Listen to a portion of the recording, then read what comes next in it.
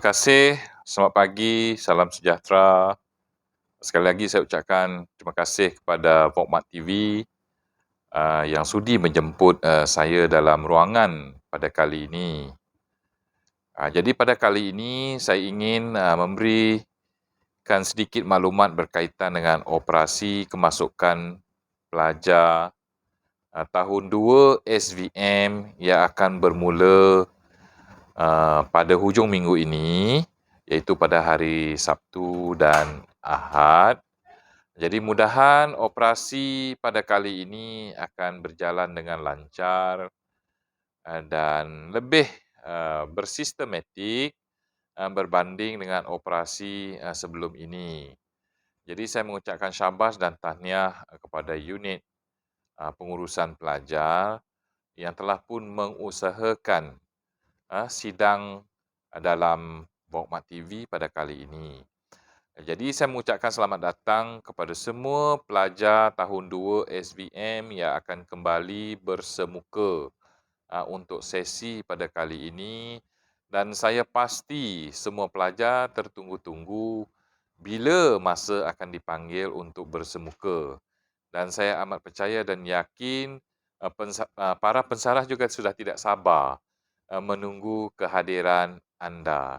Jadi oleh sebab itu, anak-anak pelajar khususnya dan ibu bapa amnya, jangan berasa gusar, jangan berasa khawatir dengan keadaan di Kolej Vocational Matang.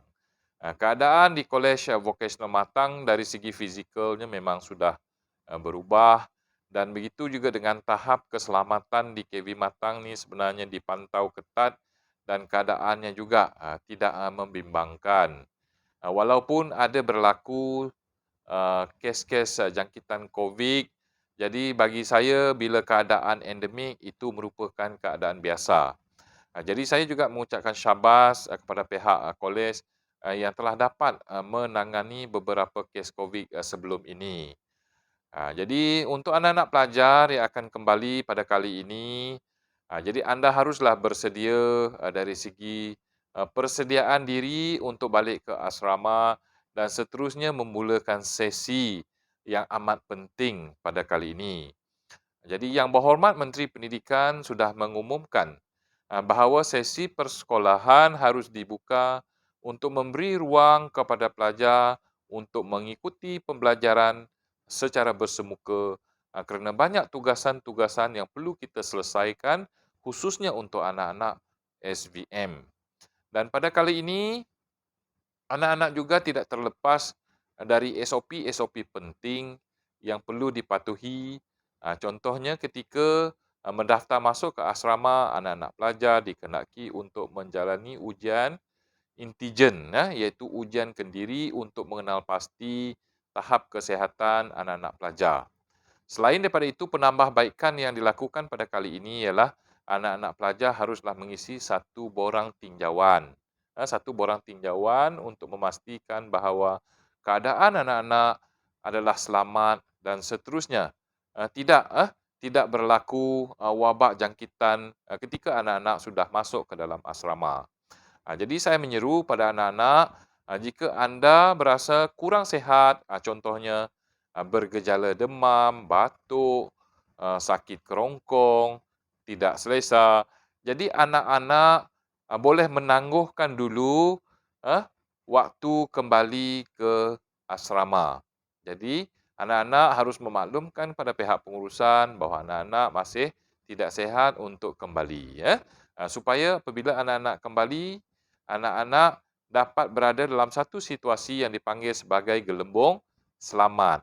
Jadi, saya memastikan semua anak-anak pelajar dalam keadaan yang sehat dan boleh memulakan sesi pembelajaran dengan selamat, dengan selesa dan dengan rasa gembira.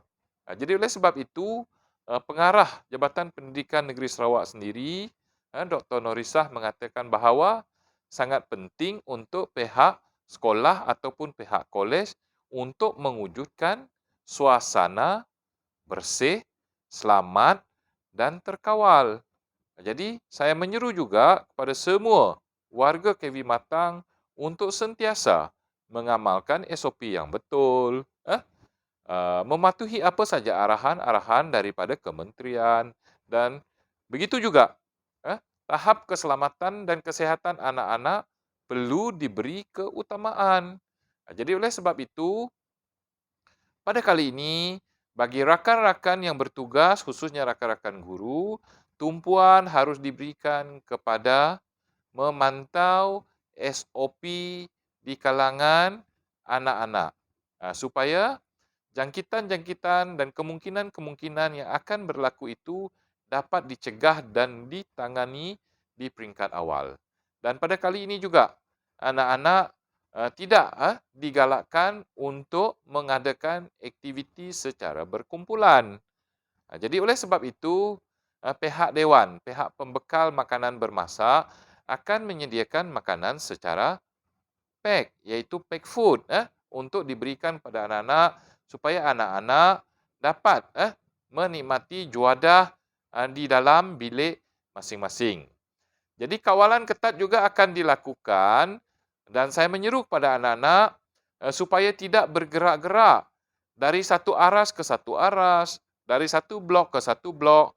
Kerana baru-baru ini didapati jangkitan dan penularan itu berlaku kerana anak-anak eh, berjalan-jalan untuk menziarahi kawan di blok sebelah, di aras sama ada di aras atas, di aras bawah. Jadi perkara-perkara itu harus dielakkan. Maknanya ketika anak-anak kembali ke asrama, memadailah anak-anak berehat di bilik masing-masing dan kurangkan pergerakan untuk menziarahi ataupun berjumpa dengan rakan-rakan di aras yang lain ataupun di blok yang lain. Saya faham walaupun anak-anak eh, berasa rindu dan teringin untuk berjumpa dengan rakan-rakan yang sudah lama tidak ketemu. Jadi saya nasihatkan supaya pada kali ini kita harus mengamalkan SOP yang lebih ketat supaya anak-anak tidak merayau-rayau dan pastikan berada di bilik masing-masing dan melakukan aktiviti-aktiviti mengikut kesesuaian dan arahan daripada pihak warden dari semasa ke semasa. Dan begitu juga ketika menghadiri sesi kuliah, sama ada di dalam bilik kuliah ataupun bengkel-bengkel. Pastikan anak-anak memakai pelitup muka, sentiasa membasuh tangan, dan sentiasa mengamalkan SOP-SOP yang betul ketika mengadakan sesi-sesi bersemuka di dalam bilik darjah ataupun bengkel-bengkel. Dan pensarah-pensarah sentiasalah kena menasihatkan anak-anak pelajar supaya dalam keadaan berjaga-jaga.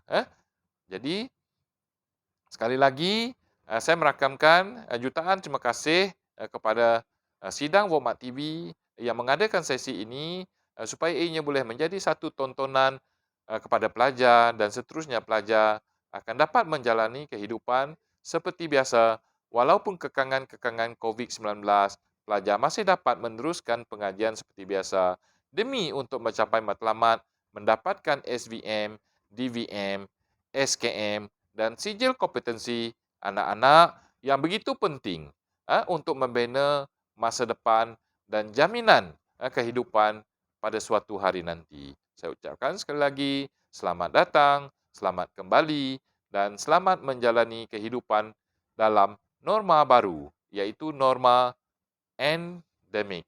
Sekian, terima kasih.